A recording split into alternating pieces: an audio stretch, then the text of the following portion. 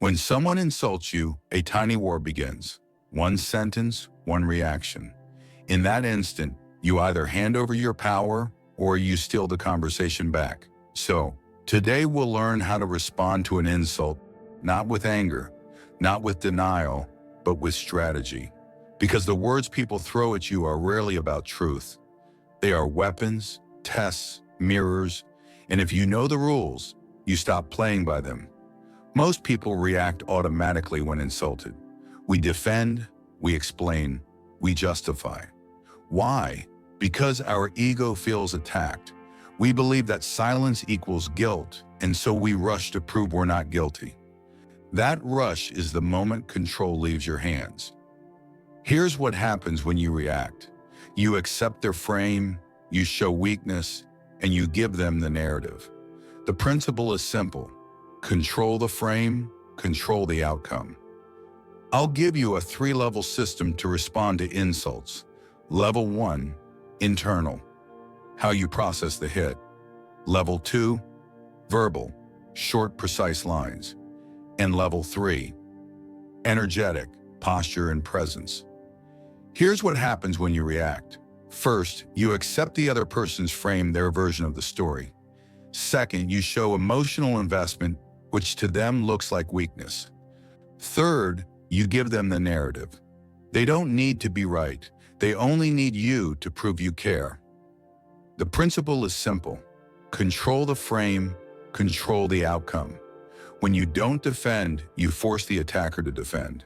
When you stay calm, the accusation often collapses under its own weight. Level 1 is private. When you feel the insult land, do 3 things silently. 1, breathe. 2, name the emotion, I feel irritated or I feel surprised. 3, remind yourself, this is about them, not me. These steps take seconds, but they change everything. Level 2 is what you say. The goal is not to win an argument, it's to shift the frame. Here are 5 short, high-impact responses you can use. Response A, the mirror. Interesting perspective. This simple line forces them to explain. Response B, the label. You seem upset. Labeling calms extreme emotion. People become less extreme when they hear their own mood named. Response C, the redirect. What makes you say that? A question that requires evidence. Their heat turns into words. Response D, the status assertion. Confidence annoys some people. You don't deny, you reframe their comment as their insecurity. Response E, the minimal close. Noted. Short, cold, final. It ends the scene without drama. Use 1 or 2 of these lines, not all 5.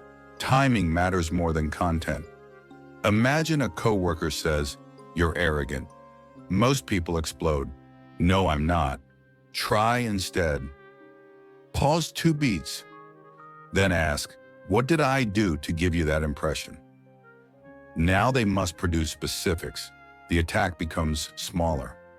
A partner says, "You never care about us." Don't beg. Don't explain. Breathe. Then say, "I hear you. Tell me one thing that made you feel that way."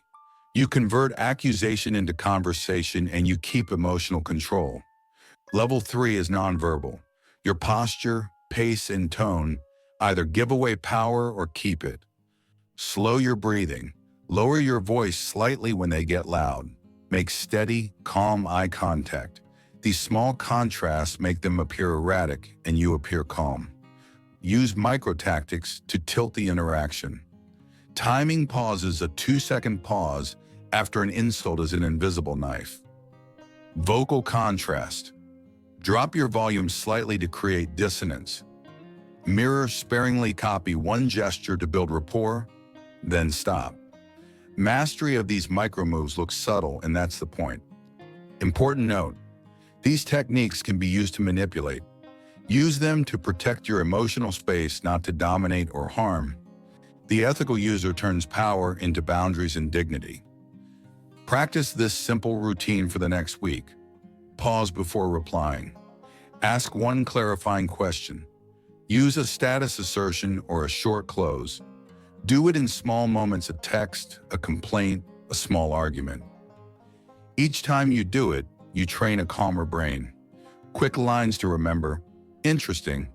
You seem upset. Why do you say that? Noted. Use one, then move on. Don't fall for these traps. Over-explaining, name-calling back, public defenses that escalate drama. These moves feel good for a second, then they cost you social credit. A story.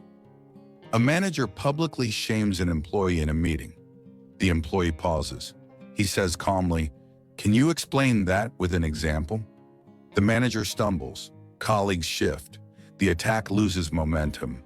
The employee didn't prove his innocence. He made the accuser prove the accusation, and that changed who looked in control. Over time, this becomes more than a tactic. It becomes a stance. Silence as strategy, clarity as weapon, dignity as armor. People who practice this stop needing to be liked. They need to be respected. Try this for 1 week and report back in the comments. Which response worked? Which didn't? Subscribe to Power of Minds for more psychological strategies and practical routines. Remember, the way you respond to insults says less about them and more about you. Choose calm over chaos. Choose presence over reaction. And in doing so, you keep the power the world tries to take.